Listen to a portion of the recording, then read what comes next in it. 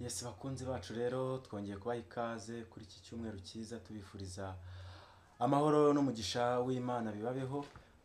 Nkuko rero mubizi, dufite gahunda ndende, dufite amakuru menshi yagiye atandukanye. Murabizi ko kuri Karima Films Rwanda twagiye tubagezaho filime nziza cyane z'uruhererekane, nka filime yitwa Intandaro y'Ubuhemu, filime yitwa Umupangayi, filime yitwa Ghetto, ndetse turimo turabategura n'indi yitwa ikiguzi cy'ubukire, nayo iraza vuba cyane. Kuri uyu munsi rero bakunzi ba Karima Films Rwanda cyangwa se Karima TV, turi kumwe n'umukozi w'Imana muramubona imbere yanyu kuri kamera. Tugiye kujyanaho ikiganiro, ariko mbere ya byose twabanza kubabwira ngo mubanze mukore subscribe ku kantu k'umutuku urimo kubona muri telefone yawe umaze kwinjira kuri YouTube channel yacu. Hanyuma ushobora kubona kanditseho subscribe cyangwa se s'abonner mu rurimi rw'igifaransa. Hanyuma ugakora ku kazogera kariho ukajya ubasha kubona amakuru umunsi ku munsi. Hanyuma rero ushobora kuba waduha inyunganizi, ushobora kubicisha ku ahandikirwa ubutumwa commentaire, hanyuma ukatubwira uko ibintu urimo kubibona. Tunababwira yuko amakuru yacu menshi yagiye atandukanye ushobora kuyabona ku muri channel zigiye zitandukanye, aho ushobora kujya ku Kabando Net 7 ushobora kubonaho amakuru yacu, cyangwa se ukajya ku Muguro TV. Amakuru yacu nayo rwose arimo arasesekaraho umunsi ku munsi, ibintu byacu ni uburyohe. Rero tugiye gutangirana n'umukozi w'Imana, agiye gutangira twibwira, atubwire amazina ye, atubwire irangamimerere yiwe, atubwire aho atuye, atubwire byinshi bimwerekeyeho. Karibu umukozi w'Imana. Murakoze kuduha ikaze. Amazina yanjye nitwa Reverend Pasteur Niyibizi Jean Claude. Nkorera umurimo w'Imana mu itorero Chosen Generation ku Muyumbo i Rwamagana. Dushimye Imana kuba twemereye kuba tubashe kugera hano muri aka kanya kugira ngo tubashe kuganira ijambo ry'Imana, tubashe kuganira amagambo y'ihumure ahumuriza abantu. Turi mu gihe abantu binangiye, turi mu gihe abantu bababaye, abantu baguye umwuma, bafite inyota yo kumva ijambo ry'Imana. Yes, murakoze cyane Pastor Niyibizi Jean Claude. Imana iguha umugisha. Uragira ati ntuye mu karere ka Rwamagana. Yes, ka Rwamagana. Pastor, hanyuma hari byinshi bakwibaza, kugira byinshi bakwibazaho. Uravuze ati ndi pasteur, ndi revera, n'amatitire asa nkaho akomeye, akenshi akunze guhabwa abantu ubona bakuze. Kubera iki ugaragara nk'umuntu ukiri mutoya ukaba ufite titire ingana gutyo? Ese koko byaba ari byo cyangwa yaba ari amazina abantu bita gusa? Nibyo, burya Imana itoranya uko ishaka. Imana yamamagaye ndi muto cyane kandi sinari kuyangira. Ntabwo ari titire gusa, kuko nafashe igihe gihagije Imana ikimara kubivuga mfata igihe cyo kwiga, ndiga Bibiliya ndayirangiza imyaka igeze muri 6. Rero si titire gusa, ahubwo umurimo undimo rwose kandi ndawukora, ntabwo ndi inzererezi. Yes, uragira ati ntabwo ndi inzererezi, umurimo w'Imana ndawukora, narawigiye byuko nagiye mu ishuri nkabyiga, ariko ni n'umuhamagaro wanjye Imana yampamagariye. Hanyuma Pastor, ngira ngo wabwira abadukurikiye, uri umusore, kuko tuzi ko hari abapasiteri benshi muri iki gihugu b'abasore b'abakobwa, hakaba n'abandi bubatse. Wowe uri mu kihe cyiciro muri abo ngabo? Ngewe ubu navuye mu cyiciro cy'abasore, ubu ndi umugabo. Yes, uragira ati ndi umugabo. Hanyuma Pastor, ngira ngo ahari uratubwiye ati ni itorero ryitwa Chosen Generation. Hanyuma hari abantu benshi cyane bakunze kuvuga urugendo rwabo rw'ivugabutumwa cyangwa se rwo gukorera Imana, ariko ugasanga rimwe na rimwe abantu barimo gukorera Imana si bo batangiriye. Ese wowe iryo torero ririmo n'iryo watangiriyemo, cyangwa se hari ahandi hantu wabanje mbere y'uko uryinjiramo? Duha urugendo rwawe rw'uburyo watangiye ukizwa, aho watangiriye, itorero wari urimo, n'uko wagiye uzamuka. Aho siho nahamagariwe. Mbere na mbere nabanje gusengera mu itorero rya ADPR. Noneho ndatangira nanjye numva mfite inyota yo gushaka Imana muri nge. baje kwakira bihana, ndahaguruka ntera intambwe nanjye ndihana, baza kwandika abanyamubatizo nanjye ndiyandikisha kuko nari mfite ishyaka nyine, numva mfite umuhamagaro wo gukorera Imana kuko inyuma nari mateye umugongo. Baje kwandika abashaka kubatizwa, ndiyandikisha, nizeho nk'iminsi 2 ndarwara, baza nsubiyeyo maje gukira, barambwira ngo ntago nzabatizwa, ngo narasibye, ngo nzasibira. Ibyo bintu birambabaza cyane, nibaze se kumenya no gushaka gukorera Imana ese no kwiga birahurira he kandi Imana yamamagaye? Ibyo rero byatumye nza gutera intambwe njya mu rindi torero ryitwa itorero Irembo, ndatangira ndasenga, nigishwa ijambo ry'Imana, baza guhamagara abakizwa, ndatambuka nanjye ndatura, igihe kiza kugera ndabatizwa, ngomya mu murimo w'Imana, mba umuvugabutumwa, mba umuririmbyi, bikomeza bizamuka gutyo, nshaka kujya gushaka ubumenyi, ndiga Bibiliya, ndarangiza, ndagaraduwetinga, inza gusengerwa gutyo ku bupasiteri muri iryo torero Cuzeni. Nuko byagiye bigenda. Yesu urakoze cyane mukozi w'Imana Pastor Niyibizi Jean Claude, kuba uduhaye urugendo rwawe rw'uburyo watangiyemo gukizwa. Ntabwo navuga ko ari ivugabutumwa kuko ntabwo turahinjira neza, n'urugendo rwawe rwo gukizwa. Tubwiye ko Imana yaguhamagaye, rimwe usanga hari abantu barimo batuza, uratura utangira urwo rugendo, noneho usa nkaho winjiye mu buryo bwo gutinya Imana no gushaka kuyegera. Hanyuma Pastor, noneho igitekerezo cyo kujya kwiga Bibiliya, cyo kujya kwigira ubupasiteri, kwiga teoloji, cyaje gute? Wagitangiye gute? Se hari benshi bavuga ko ari Imana yababonekeye ikabwira ngo bajye kubyiga, hari n'abandi bakubwira ko byabajemo gusa byumvamo akagenda, hari n'abandi bakubwira gusa yuko bagiye kubera ko hari ababasabye ko bajya kubyiga kugira ngo bazabimike babahe izindi nshingano mu itorero. Ese wowe byatangiye gute? Wowe duha urugendo rw'uburyo watangiye kujya kwiga ibigendanye n'ivugabutumwa, wowe byaje gute? Wabyumvishemo gute? Uburyo byajemo, amashuri asanzwe yasaga nkaho yari yananiye kubera ko ubushobozi bwaje kubura. Ngeze mu wa 5 ndangije uwa 4 segonderi, amafaranga yo kunyishyurira ishuri arabura kuko kwiga byari bigoye, ni ubuhamya burebure, kuko najyaga kwiga bagurishije agasambu mu rugo.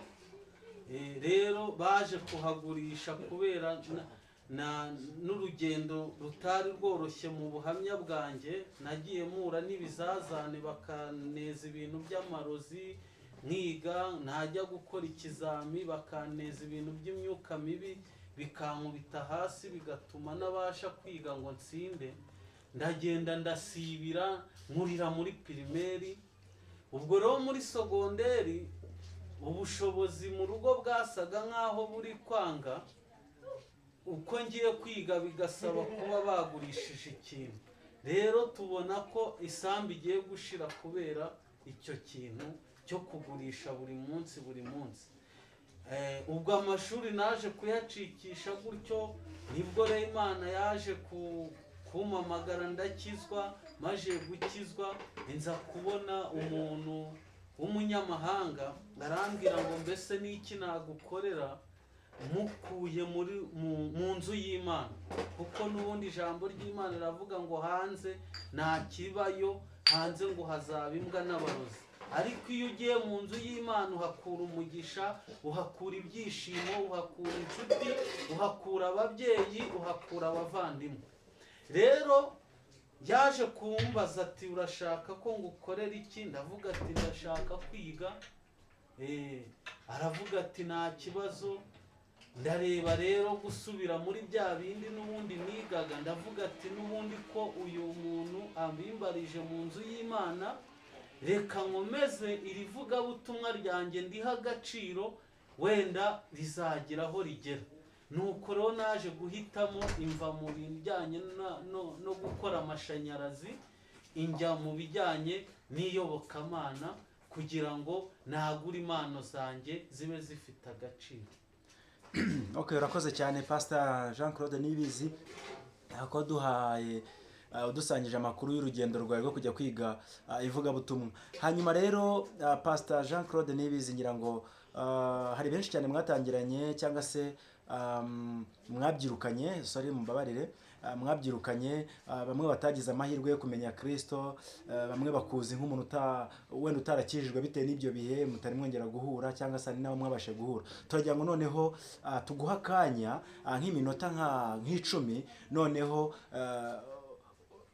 ugire nk'umuntu koko ufite ubumenyi Imana yahamagaye akiga, ugire nk'ikibwirizwa utanga, ugihe umurongo, ugihe topiki. Noneho ubu ngubu uri kuri kamera za Karima TV, twababwiye ko mushaka kudukurikirana ku Kabando Net 7, ushobora kujyaho ukadusangaho, ushobora kuba wajya ku Muguro TV, aho hose ushobora kuba wasangaho amakuru menshi agiye atandukanye. Noneho turagira tuguhe iminota nk'icumi cyangwa 15, ugira nk'ikibwiriza utanga, uraza gusa nkaho uri imbere y'abantu, uri imbere y'itorero, noneho ushaka imirongo, ushake n'ikibwirizwa, hanyuma muri iyo minota 15 uze kubigishoje. Murakoze cyane.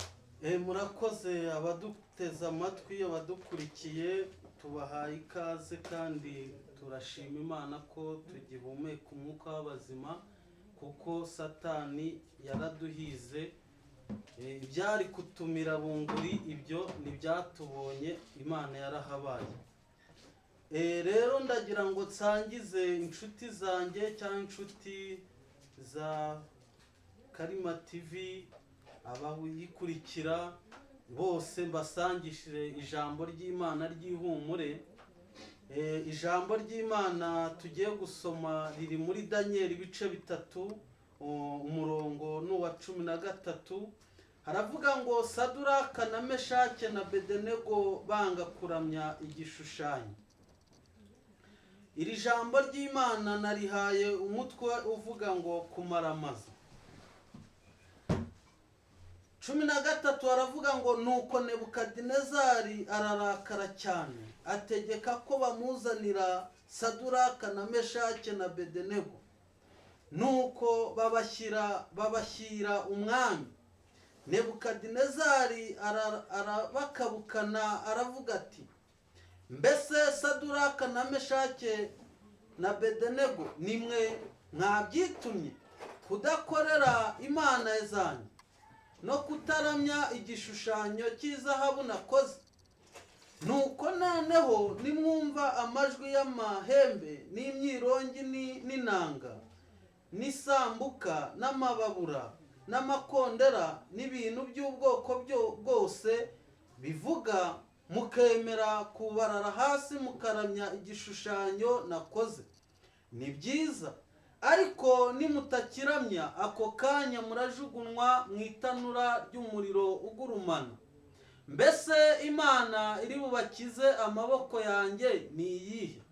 Saduraka na Meshake na Bedenego basubiza umwami bati, Nebukadinezari, nta mpamvu ituma tugusubiza iryo jambo. Niba ari byo Imana yacu dukorera ibasha kudukiza mu itanura ry'umuriro ugurumana, kandi izadukiza ukuboko kwawe Nyagasani. Ariko nawe itadukiza Nyagasani, umenye ko tutari bukorere imana zawe, habe no kuramya icyo gishushanyo cy'izahabu wakoze. Amen.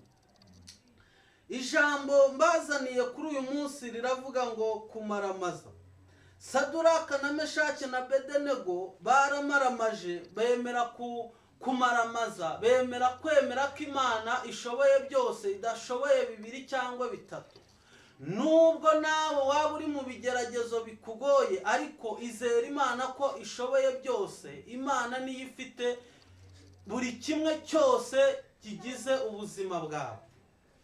Saduraka na Meshake na Bedenego bemeye kumaramaza, bemera gushikama, bemera guhuza umutima, bemera kwizera. Baravuga ngo bashira ubushizi bw'amanga, baravuga ngo naho imana yacu itadukiza. Babwira umwami Nebukadinezari, tekereza umwami yaguhamagaye akakubwira ngo ugiye gukora, nutagikora aka kanya ndakwica.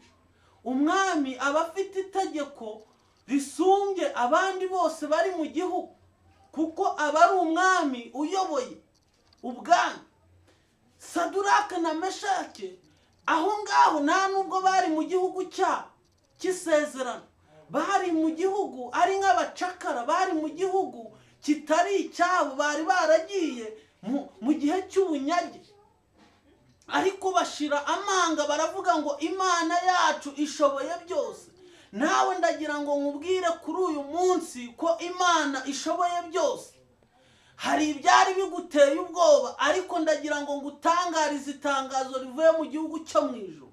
We gukuka umutima, we kugira ubwoba. Hejuru hari imana iruta ibyo byose. Hejuru hari imana.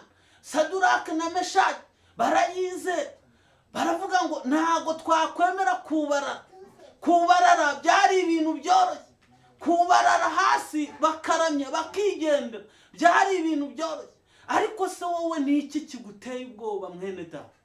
Ni iki gitumye uva ku mana yawe? Uraburaye uvuye ku mana, wambaye ubusa uvuye ku mana, baguhaye piriyave mu nzu uvuye ku mana, uburwayi butumye abantu bava ku mana.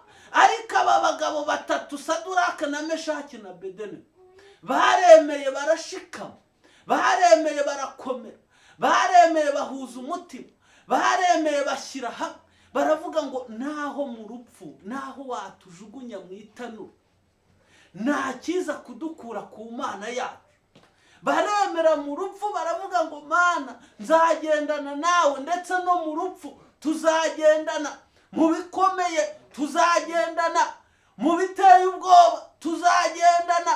Abagabo baramaramaza, abagabo baramaramaza. Umwami Nebukadinezari, abagaragu baraza baramubwira ati ba bagabo bakomeje kwihagararaho, banze neza kuva ku mana yabo, twabicishije inzara ariko banze kuva ku mana yabo. Abagabo barakomeza baratitiriza, inzara iremera ibageraho, babarisha inzara. Ariko baravuga ngo nta kiza gutuma twubarara ngo turamye igishushanyo cy'izahabu umwami Nebukadinezari yashyizeho ngo turamye. Barabahamagara, umwami arababwira ati mbese Saduraka na Meshaki na Abedenego, ese nimwe mwabyitumye kwanga kuramya igishushanyo nakoze? Ese ninde ubyihishe inyuma? Ninde wabagiye mu matwi kugira ngo munsuzugure mena kakagere? Nanjye umuntu w'umwami utegeka abantu bakanyumvira. Abagabo baravuga ngo baca bugufi, ntago bishyize hejuru. Umuntu w'Imana ahora aca bugufi. Umuntu w'Imana ahora atunganye, agendera mu bintu bitunganye, ahora yejejwe, ahora aca bugufi. Ntago bishyize hejuru. Ntago bavuze ngo twebwe ngo dufite imana ngiri bukwemeze. Hoya, ahubwo baravuze ngo Nyagasani, baciye bugufi. Imana yacu irabasha kudukiza.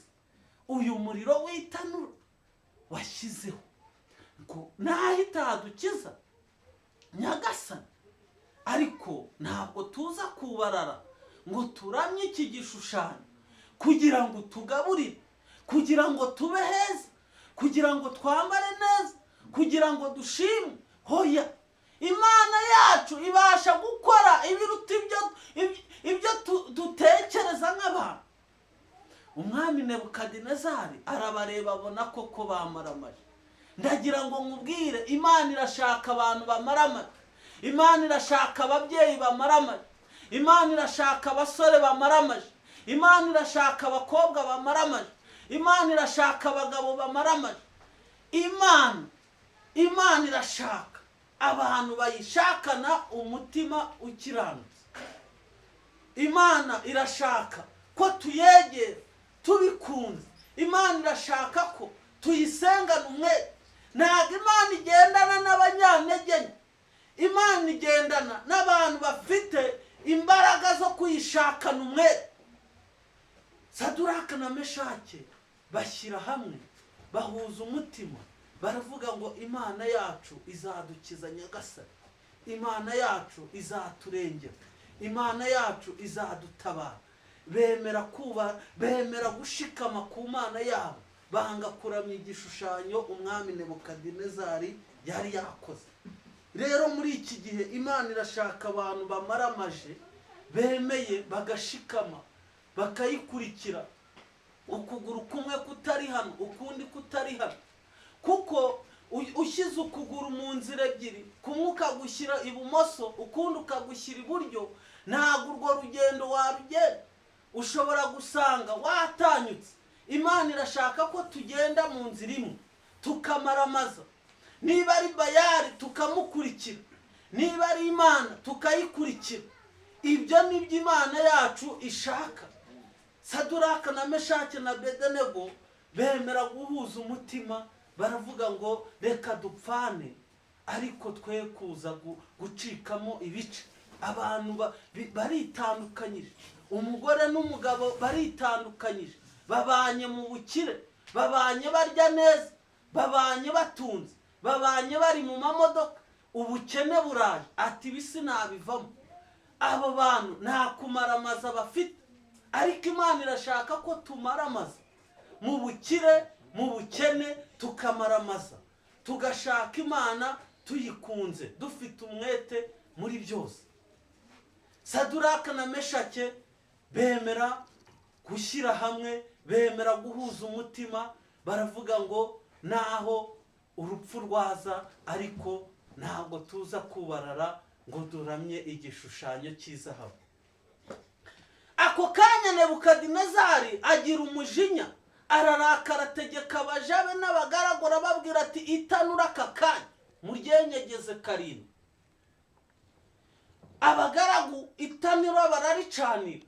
Ngaho nawe tekereza itanura ry'umuriro, bakarikwereka ryagurumanya, ati hariya niho ugiye kwisanga muri aka kanya nutubarara ngo uramye iki gishushanyo.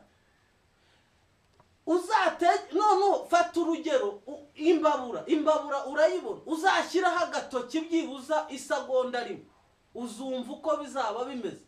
Ariko abagabo batatu itanura bararyenyegeza inshuro 7, barabazana, ati rero hariya niho tugiye kubajugunya. Ese muremera kubarara cyangwa ntabwo mubyemera? Abagabo ati twebwe twakomeje ku cyemezo twafashe, imana yacu iri budutabara. Babajugunyamo. Mu kubajugunyamo barategereza ngo bazapfe. Umwami aza gutuma abaja ati mugende mu ndebe. Abaja baraza, ati abagabo baracyari bazima. Umwami biramucanga, araza nawe ati reka njye kwirebe. Arebyemo akabona abagabo ari 3, arangije aravuga ngo twajugunyemo bangahe? Haleluya. Abandi nabati twajugunyemo 3.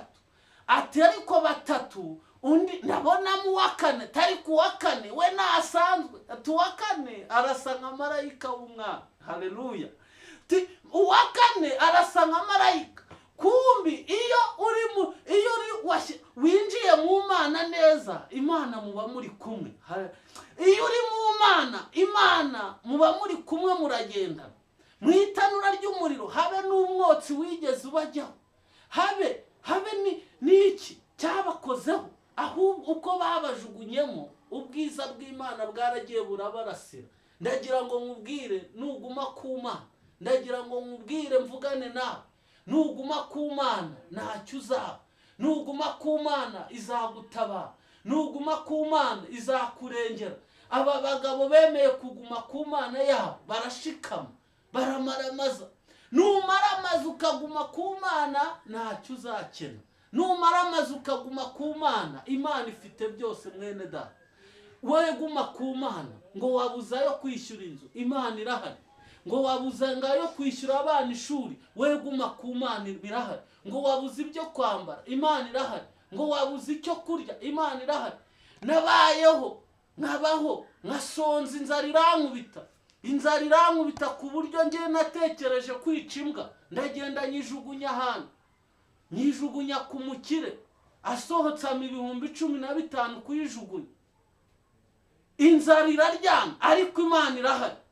Nubwo inzara iryana ariko ntabwo twavuye ku Mana, twagomeje gusenga Imana. Inzara iraturya, nubwo imbwa ndazihamba. Ibaze nawe guhamba imbwa, ariko tuguma ku Mana. Rero igihe kirageze, nta kigeragezo ufite cyatuma uva ku Mana yawe. Ndagira ngo umuntu uduteze amatwi akomeze ashikame ku Mana. Imana ifite byose, mu kuboko kw'Imana harimo byose. Nusenga Imana ntacyo uzabona, nusenga Imana ntacyo uzakena. Twabaye mu bupangayi, turakodesha, tukamena amazi. Nyirinzi akavuga ati ayo mazi yamire uyakamye, bakadutoteza. Ariko Imana twakomeje kuyegera, iduha amazu. Twakomeje gusenga Imana, idukura mu bukode. Hari aho nakodesheje bakajya bavuga turamenye tuguhaye piriyave, nabuza yo kwishyura. Ahubwo nziza iki? Anga abantu b'Imana baza kunsura ngo buzuza tuwarete yabo. Rero ubuzima bwari hatari, ubuzima bwari bugoye. Twaciye mu bigeragezo bikomeye. Twabayeho dukora akazi ko mu rugo duhembwa amafaranga 1,000. Ariko ibyo tubinyuramo, ntabwo twavuye ku Mana, ahubwo twagomye ku Mana. Turakomeza twinginga Imana, dusenga Imana. None aho Imana iri kutugeza ni heza. Rero ndagira ngo wowe ucitse intege, wowe ubabaye, wowe ufite ibiguteye ubwoba, wowe uhangayitse, humura. Mu ijuru hari Imana, mu ijuru hari Imana. Haracyari ibyiringiro yuko igiti cyatemwa kikongera kigashibuka.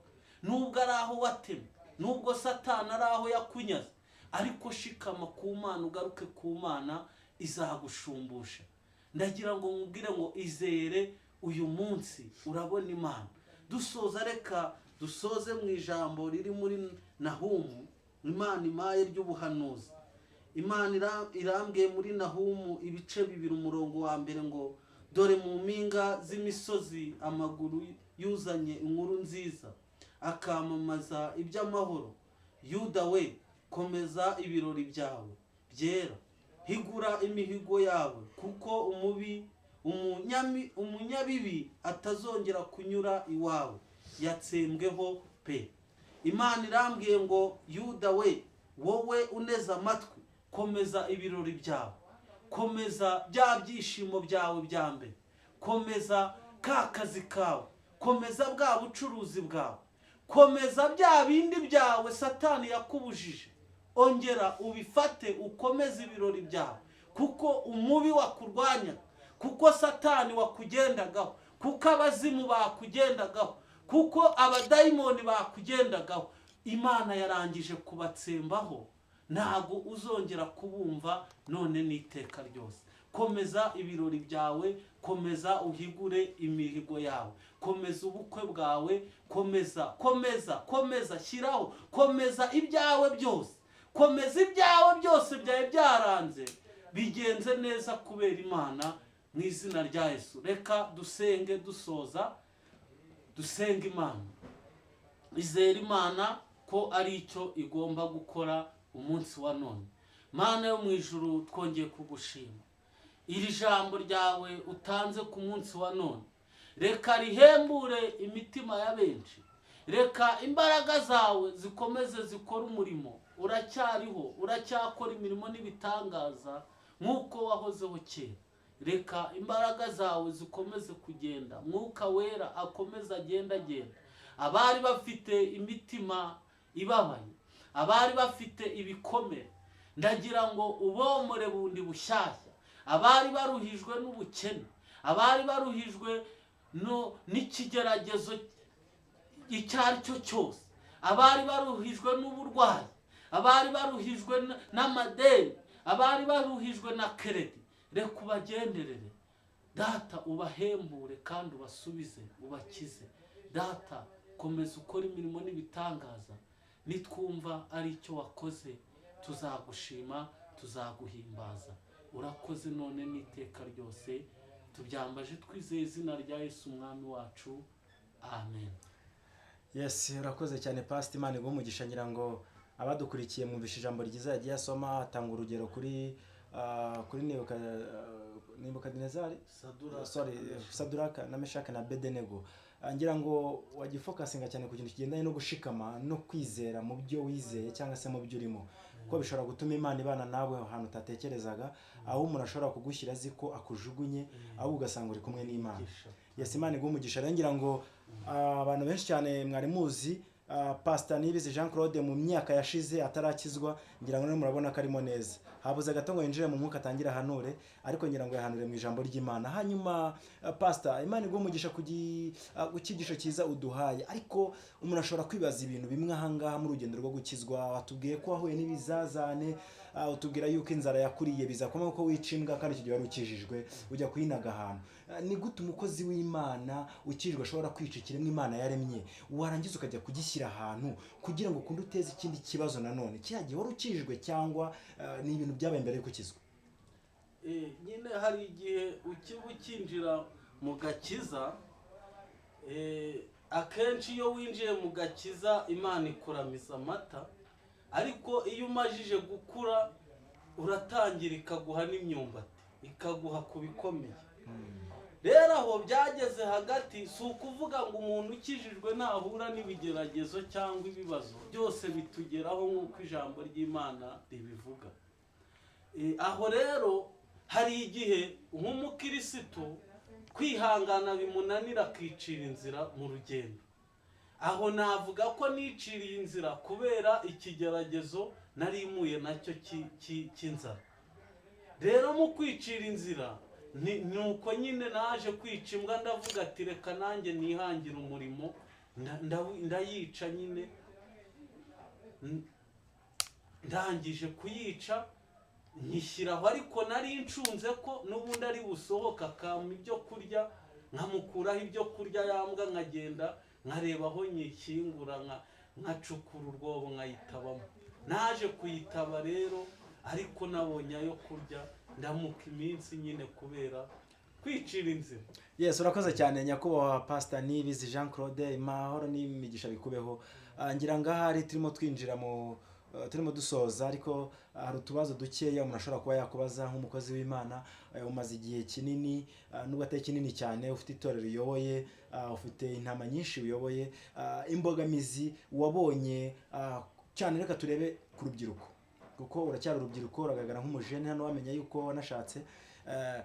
Ukurikije urubyiruko rwo mu matorero rukize cyangwa se rufite iwabo bakomeye, n'urubyiruko rwo hanze rudafite ubushobozi, b'abantu bakennye, ubona imbogamizi bahura nazo ubona ari zimwe? Ese zitandukanira he nimba zihari?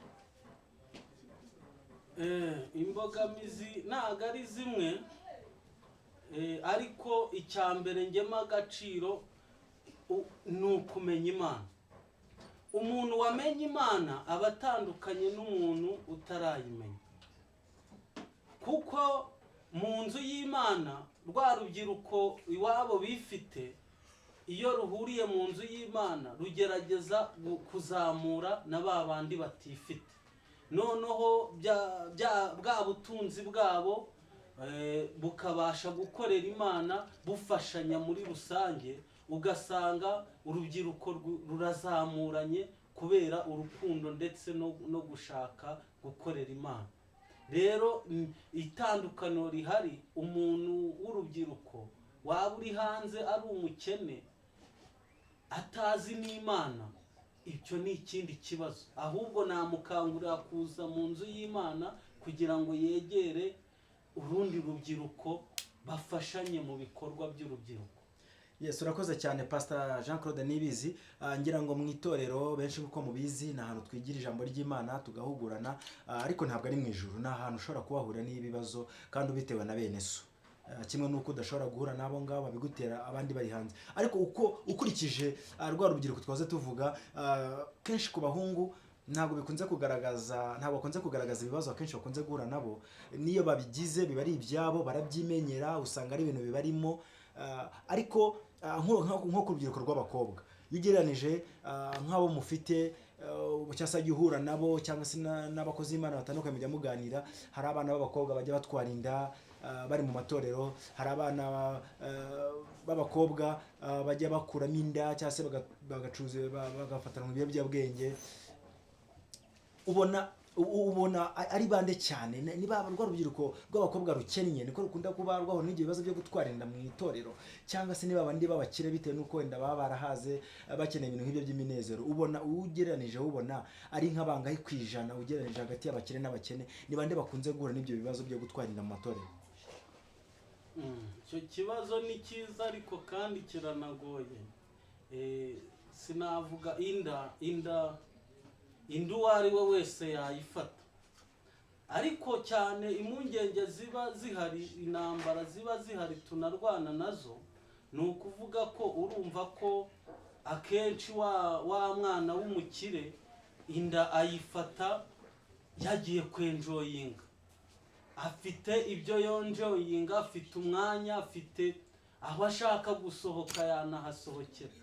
Ariko nanone ku bakene mbagarutseho, umukene we arashukwa, agashukishwa utuntu icyo iwabo batabashije kumuha, agashaka kugihabwa n'abo bo hanze. Rero iyo umwana yamaze kwishyiramo ko atagomba kunyurwa n'uko ameze n'uko iwabo bameze, ngo yakire ubwo buzima anyurwe nabwo, akenshi arashukwa. Nguho bamuguriye agatelefone, baramushutse, karamuraruye, ejo bamuteye inda, bamuguriye imyenda, bamuhaye bya bindi ababyeyi be batamuhaye. Ubwo rero aho ngaho niho havamo gushukwa, noneho akaba yakuramo inda zitateguwe. Nuko nabisobanura, nabigereranya muri make. Urakoze cyane Pastor Jean Claude Niyibizi ku gitekerezo cyiza uduhaye, kandi dushimye ubuhamya bwiza uduhaye. Ngira ngo twasoza noneho tugushimira ku mwanya mwiza watanze. Imana iguha umugisha, njya ntongera kugukenera, uzitabira ubutumire bwacu. Okay, murakoze cyane. Iyi ngiyi yakwamye kare.